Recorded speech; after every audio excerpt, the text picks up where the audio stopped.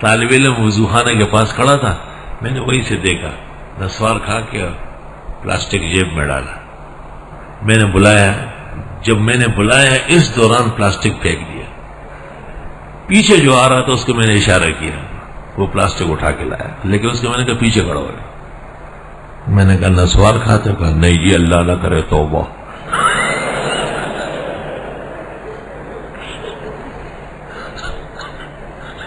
میں نے کہا اللہ تو نہ کرے لیکن آپ کھا رہے. توبہ کہاں ہے؟ میں نے کہا ادھر آؤ. یہ باہر رنگے کے خواہی جامہ بھی پوش، من اندازے قدت رامی شناسم. حضرت مولانا شمس الحق صاحب افغانی رحمت اللہ علیہ خود مجھے واقعہ سنایا، ہم خدمت میں حاضر ہوئے. فرمایا کہ شراب سے تو نفرت اس لیے ہے کہ حرام قطعی ہے، ورنہ ایک مشروب ہے دنیا کا، مگر اللہ فرماتے ہیں کہ یہ شیطانوں کی چیز ہے، نجس ہے، اس سے بچو. تو بچنا فرض ہے، ایمان بچانا ہے تو اس شراب سے بچنا پڑے گا. اور فرمایا کہ نسوار سے تو طبعی نفرت ہے، طبعی نفرت. نسوار منہ میں ڈالنا اور مرغی کا بیٹ ڈالنا برابر ہے. تو کہنے لگے حضرت کہ ہمارے اس علاقے میں جو کوئی نسوار کھاتا تھا اس کو نسواری کافر کہتے تھے، مانڈ کی خیل سارے. تو حضرت فرماتے تھے کہ جب میں دارالعلوم دیوبند سے حضرت اقدس شاہ صاحب سے پڑھ کے آیا، مولانا شمس الحق افغانی اپنے وقت میں یاد رکھنا ایشیا کا سب سے بڑا عالم تھا، اور انہیں تفسیر کبیر ایسی یاد تھی جیسے آپ کو فاتحہ یاد ہے، بغیر روک ٹوک کے بالکل پوری عبارت سمیت. ایک کبیر کا تو ہمیں پتہ ہے، پتہ نہیں وہ کتنی چیزیں زبانی یاد تھی. تو ایک وفد آیا مقامی علماء کا، انہوں نے حضرت مولانا شمس الحق افغانی سے پوچھا حضرت نسوار کھانا کیسا ہے؟ فرمایا مکروہ ہے. مکروہ تحریمی ہے تنزیہی ہے؟ فرمایا تحریمی نہیں ہو سکتی، تنزیہی ہے. تنزیہی تو کوئی چیز ہی نہیں ہے. تو حضرت نے فرمایا بس ایسی ابسیات ہے اور بیکار چیزیں نہیں ہونا چاہیے. انہوں نے کہا نہیں حرام ہے. کہا کہ حرام کے لیے تو دلیل قطعی چاہیے. تو ایک کتاب نکالی، اس کتاب میں لکھا ہوا تھا مات نسواری ورؤیا فی المنام وآلتہ فی فیہ. تو مولانا شمس الحق صاحب تو باہر تھے، انہوں نے کہا کیا مطلب ہے مات نسواری؟ کہا ایک نسوار کھانے والا مر گیا، ورؤیا فی المنام خواب میں دیکھا گیا، وآلتہ فی فیہ،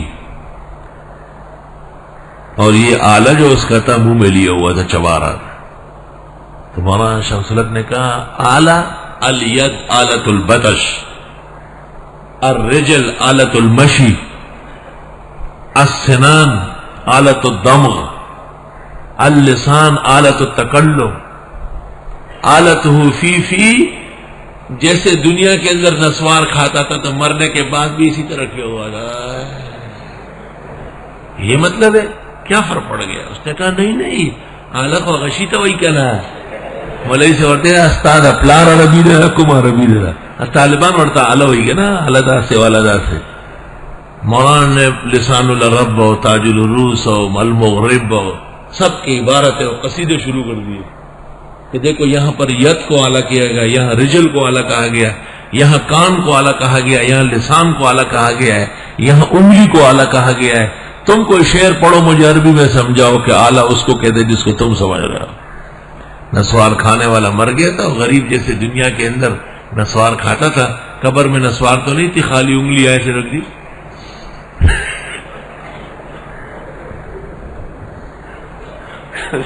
إن لم تكونوا منهم فتشبهوا لأن التشبه بالكرام فلاح. حضرت کا مقصد یہ تھا کہ اس جاہل کی جہالت روکنی ہے، ذرا اس کو اڑا دینا ہے. حضرت نے فرمایا بس مجھے دکھاؤ عربی میں، عربی فصیح میں مجھے اعلی بمانے اعلی تناسل کے دکھاؤ. اس کے ساتھ تو تناسل کا لفظ لگانا پڑتا ہے، ورنہ مراد ہے ہی نہیں اس سے. ما تنصاریا ورؤیا فی المنام وآلته فی استغفر اللہ. نسوار، سگریٹ، بیڑی، پان اور تمباکو، چلم سب برابر ہے، ایک جیسے ناکارہ کام.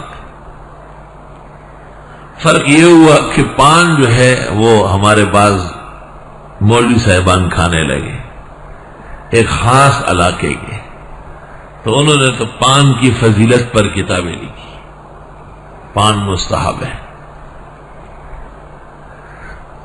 اور نسوار جن ملکوں میں کھایا جانے لگا انہوں نے اس کو برا تو سمجھا ہے، تبلیغ نہیں کرتے، لیکن عادت ہے، بیماری.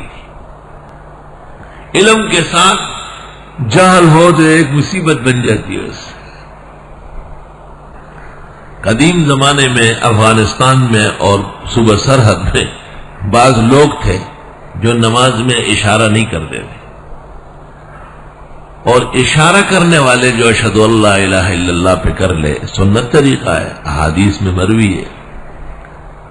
اس کو کہتے تھے امام ابو حنیفہ نے منع کیا ہے، اور اشارہ کرنے والا یہ اشارتی کافر ہے، اور نسوار کھانے والا نسواری کافر ہے. یہ اس وقت کی بات ہے جبکہ دارالعلوم دیوبند کی برکات عام نہیں تھی. مقامی فقہ، کنز قدوری اور شرع الیاس یہی چیزیں تھیں.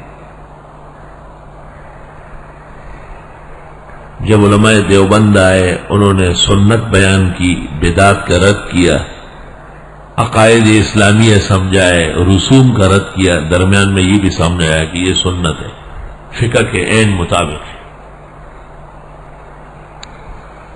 تو استاد گرامی قدر حضرت اقدس مولانا لطف اللہ صاحب رحمۃ اللہ علیہ اور حضرت الاستاد مولانا یوسف صاحب بنوری رحمۃ اللہ علیہ دونوں پشاور میں اکٹھے تھے.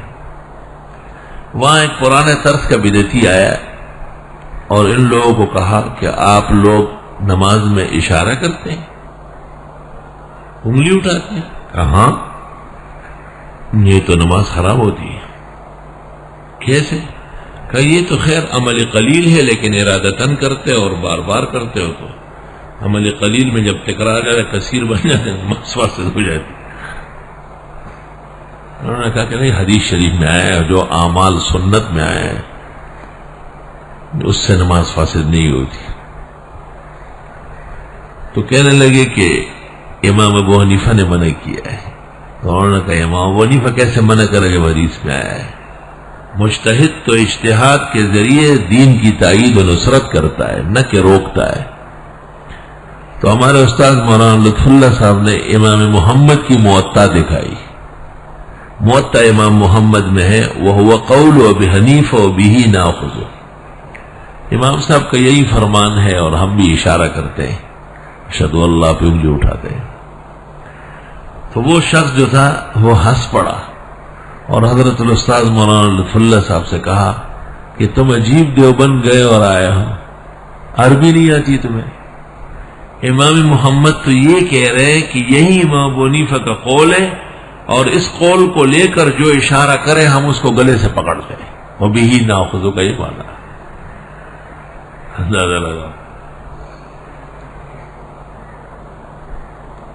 جاہل کی تشریح کو روکنا بھی علم کا بڑا کارنامہ ہے.